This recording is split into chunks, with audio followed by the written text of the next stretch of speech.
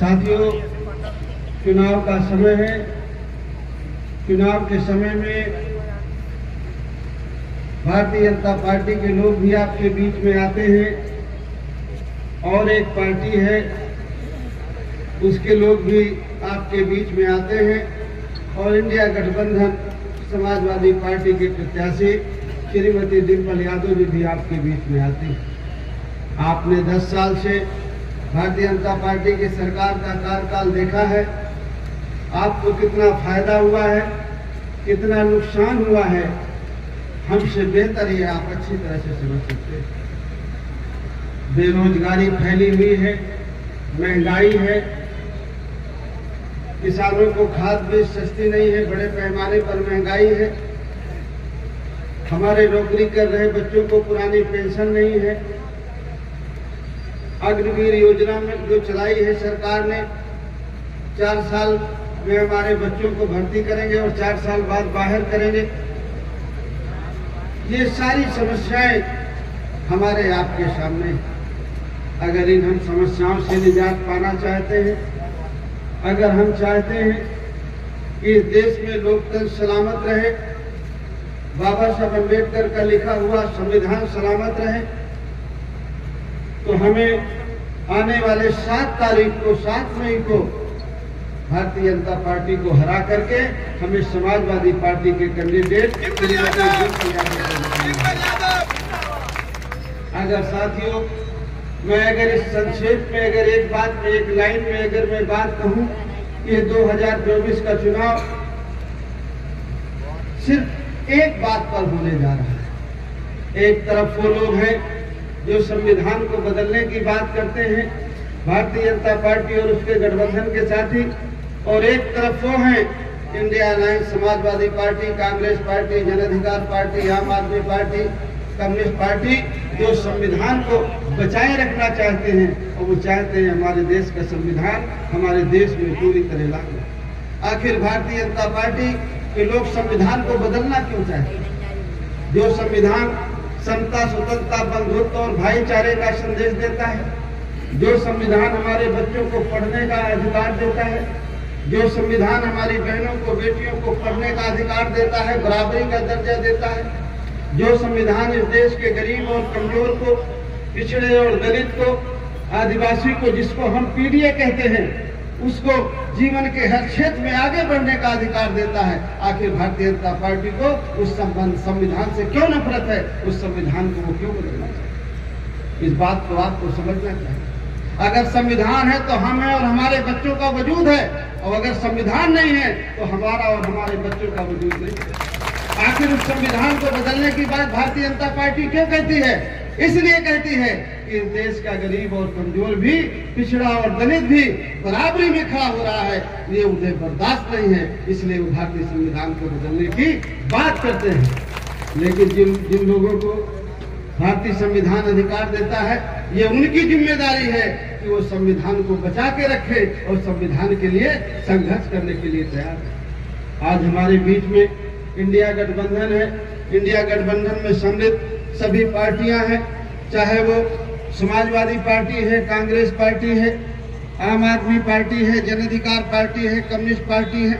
बहुत सारी पार्टियां इस देश में इंडिया गठबंधन में हैं और उत्तर प्रदेश में इंडिया गठबंधन को लीड समाजवादी पार्टी के नेता आदरणीय अखिलेश यादव जी कर रहे हैं। उनके नेतृत्व में इंडिया गठबंधन के सभी साथी चल रहे हैं। इसलिए अगर हमें संविधान को बचाना है तो आने वाले 7 तारीख को साइकिल के सामने वाली बटन को दबा करके हमें डिम्पल जी को जिता करके दिल्ली की लोकसभा में भेजना है, तब हमारी समस्या का समाधान है।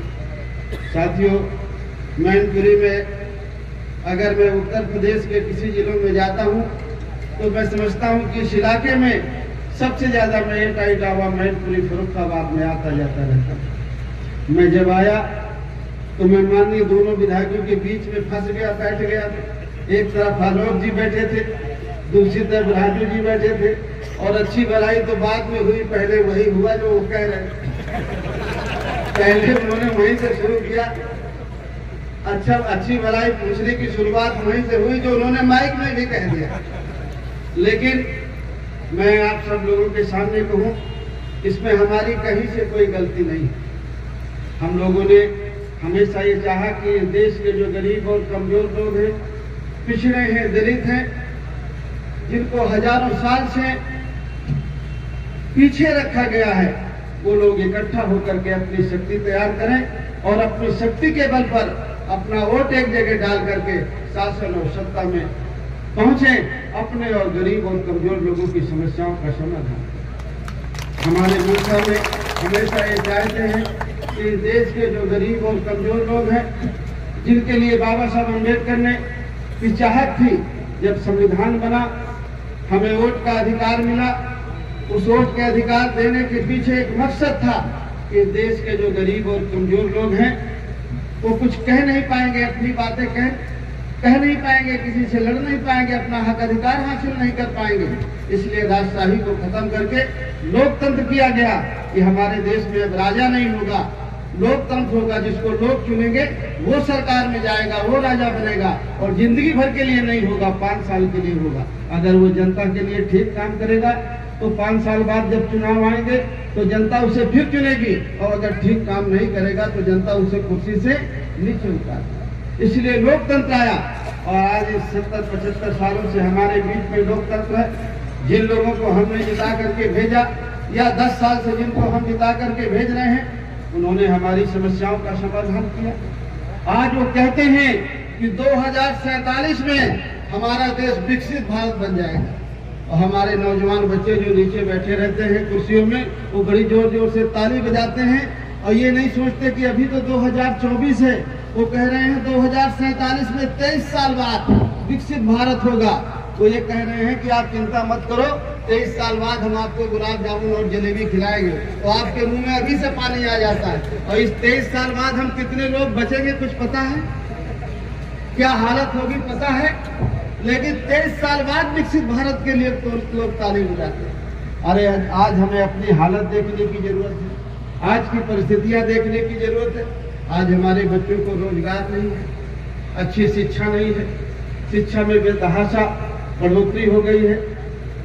मैं पिछले शायद 2 महीने पहले मैं आपके बीच में संपूर्ण भागीदारी यात्रा रथ लेकर के आया था। उस यात्रा का मकसद था कि हमारे देश में जाति जनगणना हो और जिसकी जितनी आबादी हो, आबादी के हिसाब से उसे हर क्षेत्र में हिस्सेदारी और भागीदारी मिले। ये बात मैं अकेले नहीं कह रहा हूँ, यही बात तो समाजवादी पार्टी आदरणीय अखिलेश यादव जी कह रहे हैं। पीडीए, पिछड़ा, दलित, माइनॉरिटी, हमारी बहनें, सभी समाज के जो कमजोर और दबे कुचले मजलूम लोग हैं, सभी समाज के लिए पीडीए बनाया गया है। और एक बात और हम कहते थे कि हमारे देश में गरीब हो या धनवान, सबकी शिक्षा एक समान होना चाहिए। चाहे वो प्राइवेट स्कूल हो, चाहे वो सरकारी स्कूल हो, किताब एक तरह की होना चाहिए, शिक्षा एक तरह की होना चाहिए। ये होना चाहिए कि नहीं होना चाहिए? यही बात तो समाजवादी पार्टी और उनका घोषणा पत्र कहता है। जो बात हम कह रहे हैं वही समाजवादी पार्टी कह रही है, वही कांग्रेस पार्टी कह रही है, वही इंडिया गठबंधन के सभी अलायंस पार्टनर कह रहे हैं। इसलिए साथियों, आने वाले 7 तारीख को मैं बीच में रुक करके एक बात आपसे पूछता हूँ। हम लोग जिसको बात देते हैं तो बात में खड़े रहते हैं कि नहीं रहते? हमारी बात हम जो कह देते हैं उसको बदलते तो नहीं है? तो आप ये बताओ, बात दे दी जाए कि नहीं दे दी जाए? जिताएंगे हम डिम्पल जी को पूरी ताकत के साथ। अभी सोच लो, अभी 4-5 दिन में लोग आएंगे, कान में हवा डालेंगे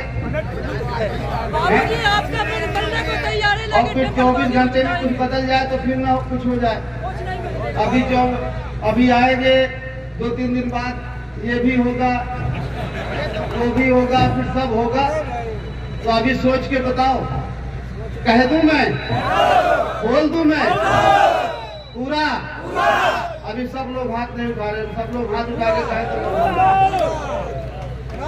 मैं आप सब की तरफ से आदरणीय डिम्पल जी को और जो हमारे समाजवादी पार्टी के साथी हैं, मैं भरोसा दिलाता हूं कि समाजवादी पार्टी को जन अधिकार पार्टी का एक एक कार्यकर्ता हमारा मेहनत करके इन कार्यक्रमों में एक एक और समाजवादी पार्टी के प्रत्याशी डिम्पल यादव जी को दिलाने का काम करेंगे। चाहे हमारी ये बेटियां बेटी हो, चाहे हमारे बच्चे हों, हमारे भाई हों, बूढ़े हों, नौजवान हों, सब लोग कोशिश करके डिम्पल जी को जिताने का काम करेंगे। ये बात मैं मन से आपके बीच में कहता हूँ। हमारी कोशिश है पूरी कि डिम्पल यादव जी जितनी संख्या में पिछली बार जीत के गई है उससे 2 गुना 3 गुना, यहाँ तो वैसे भी एक तरफा चुनाव। आपको तो मार्जिन बढ़ाना है, आप मार्जिन बढ़ा देंगे तो उसका श्रेय जन अधिकार पार्टी को भी मिलेगा। इसी किन्हीं को मिलने वाला है और किसी को नहीं मिलेगा। मिलेगा कि नहीं मिलेगा? देखिए, एक श्रेय तो विधायक जी ने दे दिया है, अब जीत का भी श्रेय लेना है कि नहीं लेना है? तो फिर पूरा जोर लगाना है। बस यही कुछ बातें कहने के लिए आपके बीच में आया हूँ। वैसे मैं जानता हूँ, मुझे पूरा भरोसा था मैं जाऊँ या ना जाऊँ।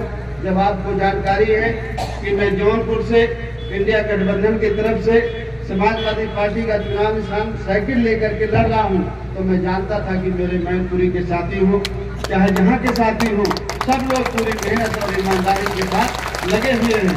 हमारे साथी पूर्व जिला अध्यक्ष दोनों हैं, अश्विनी और वो देखिए खड़े हैं, और हमारे रणविजय जी साक्य जी वो पूरी मेहनत से लगे हुए हैं, देवेश साक्य जी, सब लोग पूरी मेहनत से दिन रात करके, मैं सबके संपर्क में था। रणविजय जी से मेरी रोज बात होती थी, वो कहते थे कि नहीं हम सब लोग लगे हैं। आने का प्लान तो परसों बना, परसों चर्चा हुई, और नहीं हम लोग संपर्क में थे, बातचीत होती रहती थी, और मुझे पूरा भरोसा था। और आज मुझे और भरोसा हो गया कि आपका एक एक वोट अब आपके पास समाजवादी पार्टी के कैंडिडेट आए या ना आए, उनके बदले, सबके बदले में बाबू सिंह कुशवाहा है। आपका एक एक वोट, आपका एक एक वोट जो आप यहाँ दोगे वो बाबू सिंह कुशवाहा के खाते में जुड़ेगा, बाबू सिंह कुशवाहा का सम्मान बढ़ाएगा। ये बात तो आपके पास अब कोई कैंडिडेट आए या ना आए, प्रत्याशी के लोग आए या ना आए, समाजवादी पार्टी के या हमारी पार्टी के जन अधिकार पार्टी के कार्यकर्ता आए ना आए, हर व्यक्ति को आपको में कोई नहीं ये रिकॉर्ड कायम करना है। आप लोग इतनी देर से मेरा इंतजार किए, उसके लिए फिर से एक बार माफी मांगते हुए और इस बात का भरोसा दिलाते हुए कि आपको कभी कोई समस्याएं आएंगी तो मैं हूँ, डिम्पल जी और हमारे साथी विधायक जी, आलोक जी, सब लोग आपके साथ कंधा से कंधा मिलाकर के चलेंगे। बहुत बहुत धन्यवाद इस आशा और विश्वास के साथ कि जो बातें मैंने आपसे कही आप उस पर अमल करेंगे और निश्चित तौर पर बड़े मार्जिन से श्रीमती डिम्पल यादव जी को जिताने का काम करेंगे। बहुत बहुत